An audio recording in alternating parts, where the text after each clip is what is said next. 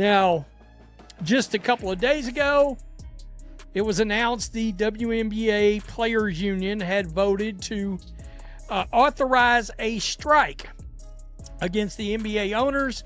I just say NBA owners because every team is owned by an NBA owner except for two. All right? And they're trying to get one of those to an NBA owner, which is the Houston Rockets owner. And they announced that they brave, stunning, and courageously would authorize a strike. The WNBA Players Association just gave the green light for a strike against the league, and sports fans are absolutely stunned by this move. What makes this labor dispute completely different from anything we've seen before is this crucial fact. The WNBA hasn't made a single penny of profit in its entire 27-year existence. Nearly every franchise is backed by NBA ownership groups who have been eating losses for almost 30 years straight. Right now, when the league is finally building real momentum thanks to one phenomenal rookie's impact, the union decides to threaten walking away from a contract that would bump maximum salaries from $250,000 all the way up to nearly $2 million. We're talking about an 800% pay increase here, and their response is to say, not good enough. I did a video yesterday morning because David Sampson, who's a really, really freaking smart sports business guy, came out and said, the NBA is going to draw the line on revenue sharing. And they will draw the line to the point of shutting the WNBA's doors down. They are not going to give the revenue sharing that the WNBA players want. And the women will compromise. and so I had a theory when I made that video that they did this to publicly save face before they decide to. David Sampson understands exactly how ownership thinks.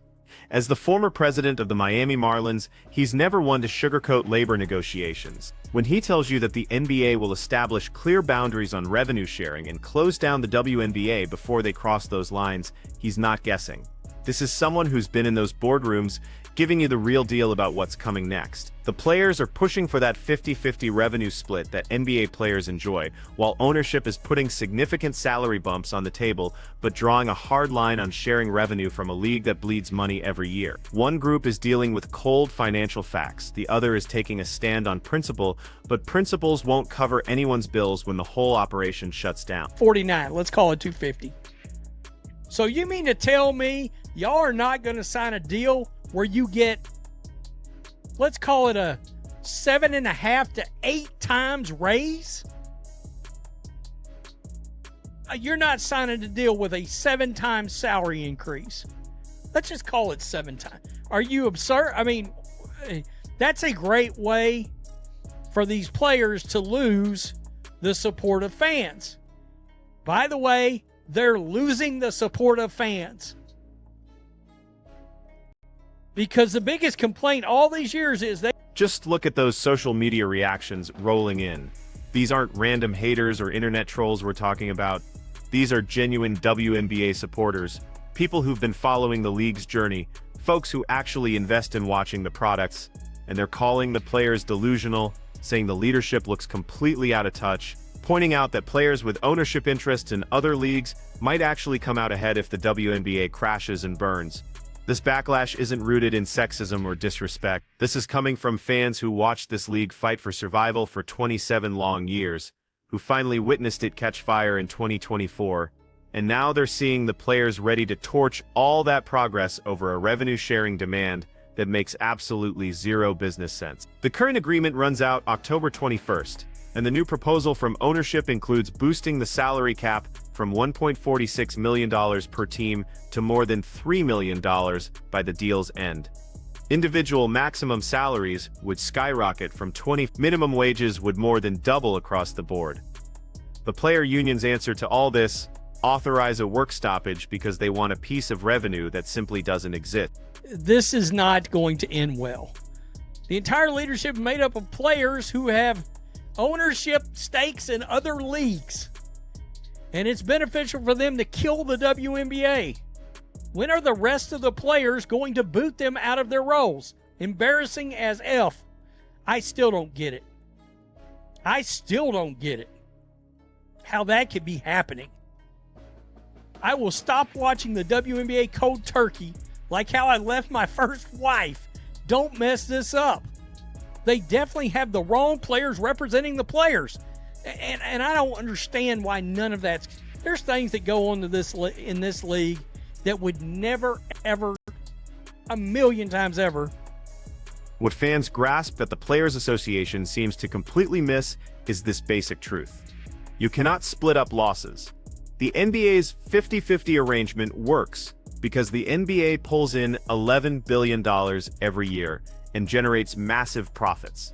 Those players are getting half of something enormous. The WNBA brings in roughly $200 million in revenue, while losing somewhere between $10 to $40 million annually, depending on whose numbers you trust.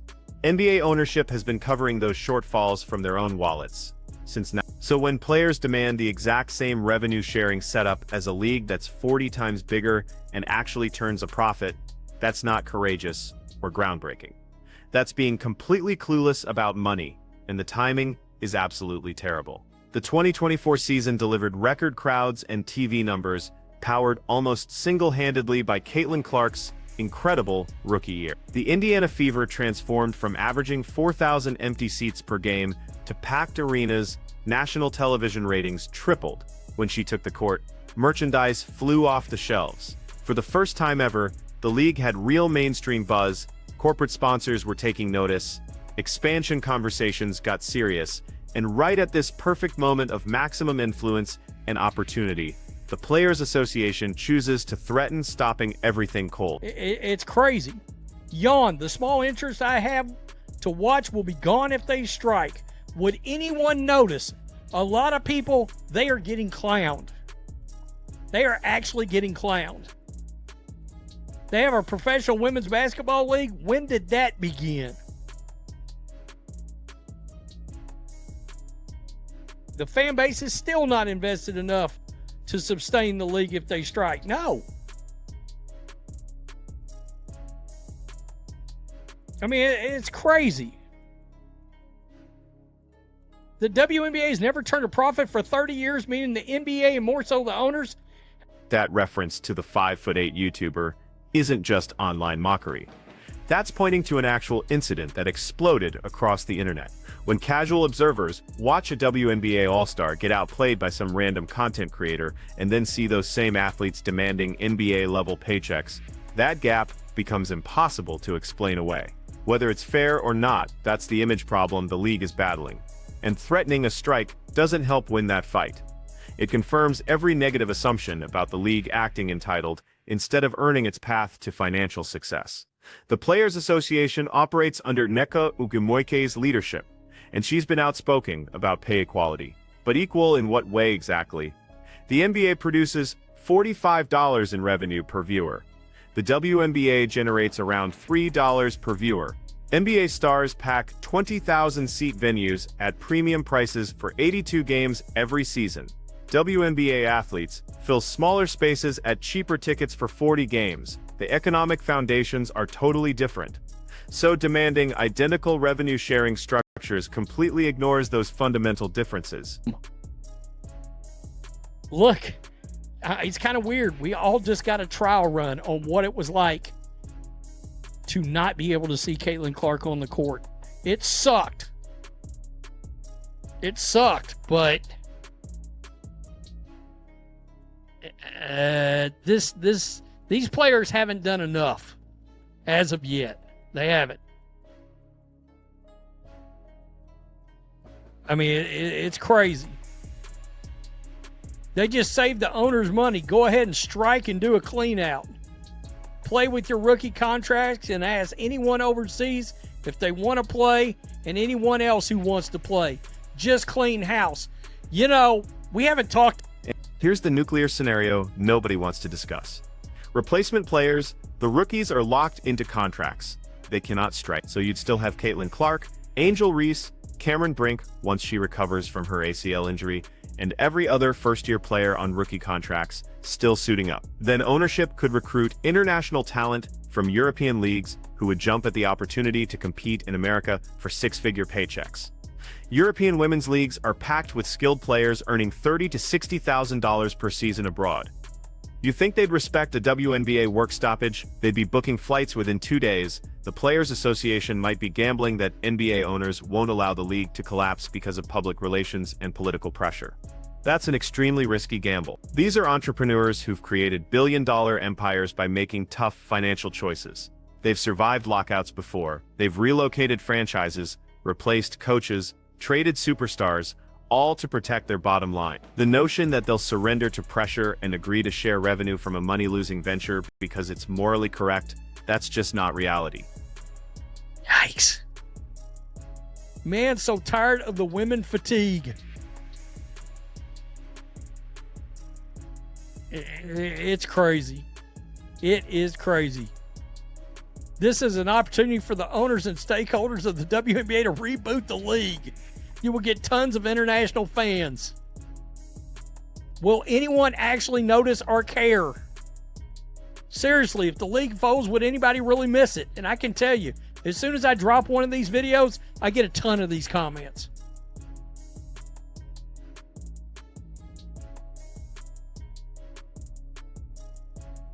Check out that comment about women's sports fatigue. That's not someone who despises female athletics talking. That's someone who's exhausted by the endless narrative that everything is biased, everything is discriminatory, everything is somebody else's responsibility. The WNBA has received every possible advantage. NBA ownership absorbing losses for decades, shared venues and training facilities, cross-promotion during NBA telecasts, strategic scheduling to avoid competing with men's sports, and it still can't turn a profit. Eventually, the discussion needs to move from what the league thinks it deserves to what the league has actually accomplished. Players want to highlight growing attendance and ratings as evidence they deserve more compensation. Okay, but one successful season after 26 years of red ink doesn't wipe out the debt. It doesn't magically make the business sustainable. It means you're finally heading in the right direction, and maybe you should accept the enormous raise on the table, demonstrate you can maintain that growth, and then negotiate from real strength during the next contract talks. I mean, they're playing with fire. All right? They're playing with fire. A lot of people was supporting them for the most part on getting the salary. It's the revenue sharing where people are like, wait a minute. That word choice about conditions being draconian is especially revealing. The Players Association labeled the league's current setup as draconian.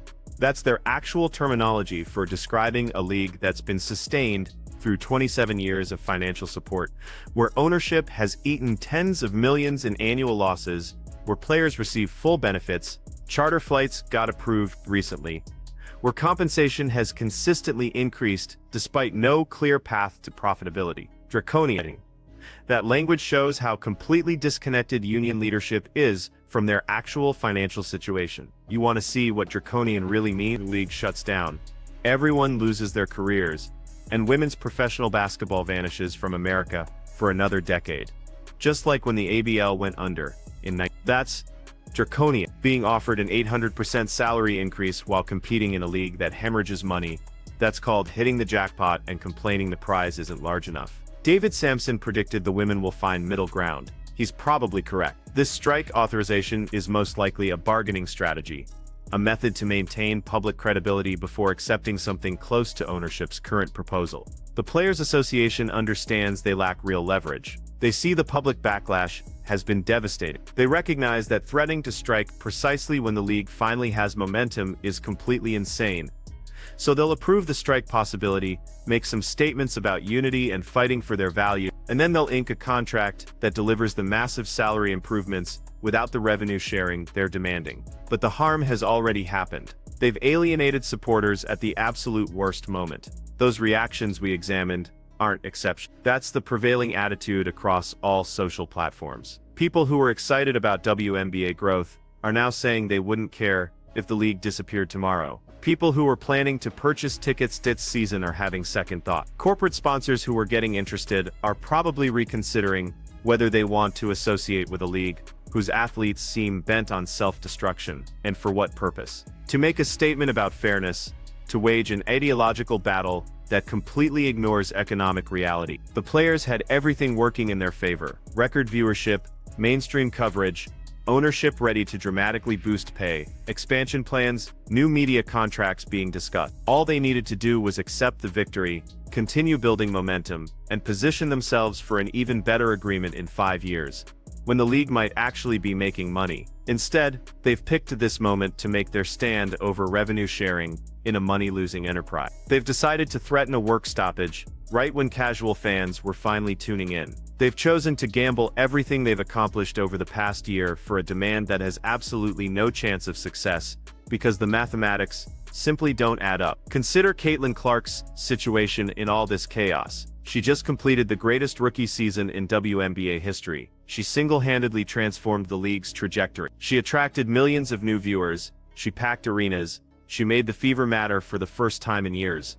And now she's watching the Players Association, which she's required to join, threaten to strike over a contract that would pay her nearly $2 million. How do you imagine she's processing this? What about Angel Reese's thoughts, or Cameron Brink's, or any of the other rookies who just experienced their first taste of WNBA success? The veterans pushing the strike authorization, many have been around for 10 years or longer. They've witnessed the struggles, they've endured low wages and subpar conditions, and they want their chance to fight for something better. That's completely understandable from a human perspective, but they're picking the wrong fight at the wrong moment. They're allowing their frustration about the past to cloud their judgment about this current opportunity.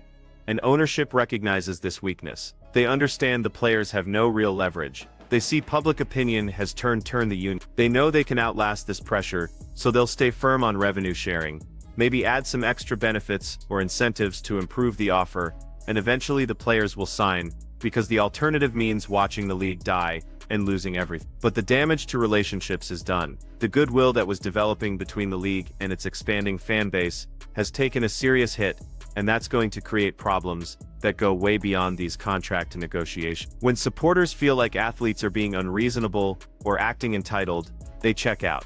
They stop watching games, they stop buying gear, they stop caring about outcomes, and for a league that's still fighting to survive, losing fan engagement right now could be devastating. So here's what every WNBA player should be asking themselves. Was this gamble worth it? Was authorizing a strike over revenue sharing in a money-losing league worth damaging relationships with fans? Worth risking the entire operation folding? Worth potentially destroying all the positive momentum created in 20? Because from the fans' perspective, the answer couldn't be clear. Accept the 800% raise, prove this league can actually make money, and then push for revenue sharing when there's genuine revenue to split.